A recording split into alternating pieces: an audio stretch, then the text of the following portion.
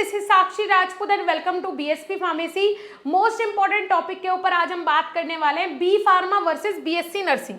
ठीक है जी, नॉर्मल जो डिफरेंसेस हैं वही मैं आपको बता देती हूँ। किसमें ज्यादा जॉब प्रोफाइल्स हैं, गवर्नमेंट सेक्टर में किसमें ज्यादा स्कोप है, प्राइवेट सेक्टर में किसमें ज्यादा स्कोप है। ठीक है, बात कर लेते हैं किसकी भाई, बी सबसे पहले बात करते हैं बीएससी नर्सिंग की। ठीक है, बीएससी नर्सिंग से स्टार्ट कर लेते हैं।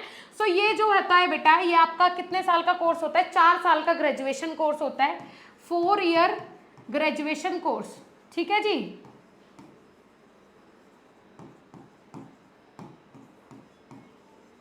क्लियर हो रहा है बच्चे, 4 ईयर ग्रेजुएशन कोर्स है। फिर बात कर लेते हैं बी फार्मा की, ये भी आपका 4 ईयर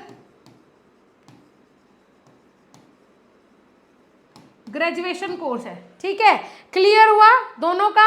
चलो अब क्या कर लेते हैं, वो बच्चे ज्यादातर इन कोर्सेज को करने के लिए आते हैं जो उनका नीट क्वालिफाई नहीं होता। एग्री करते हो?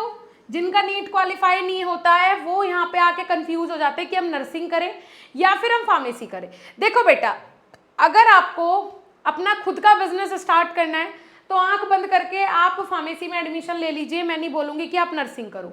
लेकिन अगर आपको पेशेंट के टच में रहना है, अगर आपको डॉक्टर वाला फील लेना है कि हाँ भाई बिल्कुल जैसा आपके ख्वाब थे कि आपको डॉक्टर बनना है ना, नहीं बन पाए, बैड लक, बट अगर आपको पेशेंट के कांटेक्ट में रहना है तो उसके लिए फिर आप नर्सिंग करें। ठीक है, अगर आपको लगाव है कि हाँ आप पेशेंट के टच में रहना चाहते हैं, ट्रीटमेंट करना चाहते हैं, उनकी केयर करना चाहते हैं, तो वो आप एक नर्सिंग स्टाफ बन के ही कर सकते हैं, फार्मासिस्ट बन के नहीं कर सकते हैं। क्लियर हो रहा है? क्लियर है। चलो अब बात कर लेते हैं कि बी फार्मा करने के लिए 12th में आपके पास क्या होना चाहिए, एलिजिबिलिटी। तो इसमें आप साइंस साइड से होने चाहिए। ठीक है, साइंस आपके पास होगा, चल जाएगा। ठीक है बच्चे, पीसीबी पीसीएम कुछ भी हो, दोनों ही चलेगा। ठीक है, इसमें पीसीबी और पीसीएम दोनों चलेगा, लेकिन यहाँ पे सिर्फ पीसीबी वाला बंदा ही कर सकता है आपका बीएससी नर्सिंग, और फार्मेसी आपका पीसीबी और पीसीएम दोनों ही कर सकता है। ठीक है, अब बात कर लेते हैं बी फार्मा के लिए। ठीक है, बी फार्मा में अगर आप आगे अपना हायर स्टडीज़ करना चाहते हो, कुछ रिसर्च वगैरह करना चाहते हो, तो उसके लिए भी फार्मेसी बेस्ट है। यहाँ पे आप अपना जीपेट क्वालिफाई करो, ठीक है, फिर नाइपर क्वालिफाइड करो, फिर उसके बाद आप हायर स्टडीज़ के लिए जाओ। ठीक है, हायर स्टडीज़ के लिए आप जा सकते हो, कोई दिक्कत नहीं है। बात कर लेते हैं जॉब प्रोस्पेक्टस की। तो जॉब्स में गवर्नमेंट जॉब बहुत ज़्यादा है, किसमें, नर्सिंग में बहुत ज़्यादा है, और यहाँ पे आपकी प्राइवेट जॉब ज़्यादा है।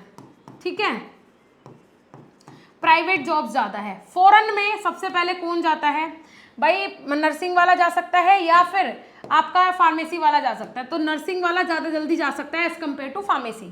ठीक है, फॉरेन जा दोनों सकते हैं, कोई दिक्कत नहीं है, दोनों जा सकते हैं, कोई दिक्कत नहीं है, लेकिन इसके चांसेस रहते हैं 90%, तो इसके रहते हैं आपके 70%। ये है डिफरेंस।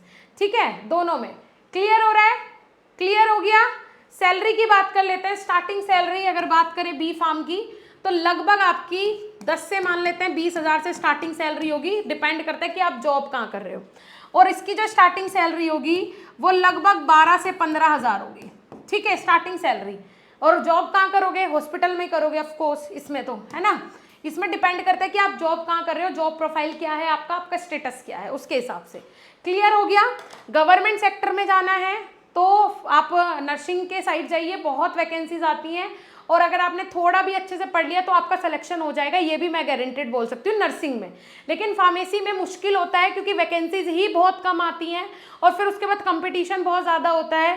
पेपर का जैसे जैसे आपका सैलरी बढ़ता जाएगा, या फिर बोल सकते हैं कि पेपर का लेवल बढ़ता जाएगा, वैसे वैसे आपके क्वेश्चन टिपिकल होते जाएंगे, और वैकेंसी बहुत कम आती है। मेन प्रॉब्लम ये है, जहाँ पे नर्सिंग की हज़ारों में वैकेंसी आएगी कि 20,000 वैकेंसी, 20,000 पद खाली हैं, वहीं पे यहाँ पे आपको देखने को मिलेगा 250 या फिर 300, इससे ज़्यादा आ ही नहीं सकती। तो आप देख के चलिए, आप वहाँ हज़ारों में हैं, यहाँ 100, 200, 300, ज़्यादा इतनी वैकेंसी आती है। जब हाई वैकेंसी आती है तब भी।